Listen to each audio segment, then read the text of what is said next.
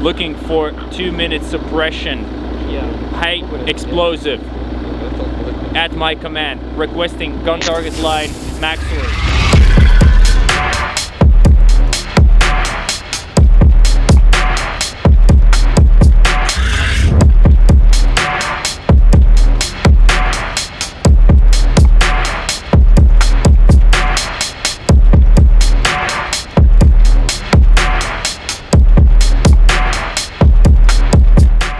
Gaisa atbalsta kontrolieris ir karavīrs, kurš ir ieguvis šo attiecīgo JTAC kvalifikāciju un ir spējīgs integrēt netiešo uguni, tuvo gaisa atbalstu kopā ar sauszemes spēku manevriem un apvienot dažādus efektus gan no artilērijas, gan no gaisa kuģiem, koordinēt to visu, dekonfliktēt un iesaistīt vienā kopējā manevrā.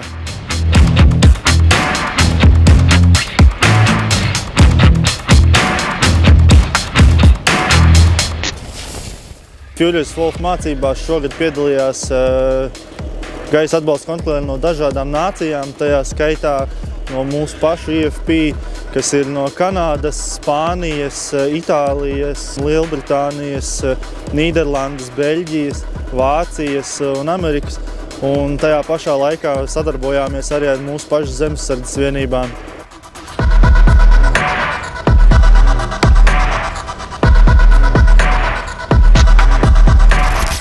Mācības norisinājās gan reālā pilsētvidē, iesaistot gan priekšējos novērotājus, gan poļu, gan beļģu F-16 lidaparāti. Kanādas artilērijas vienības tika izietas cauri dažādiem scenārijiem. Šiem scenārijiem tika iet cauri JTAC simulātoros, respektīvi simulētā vidē.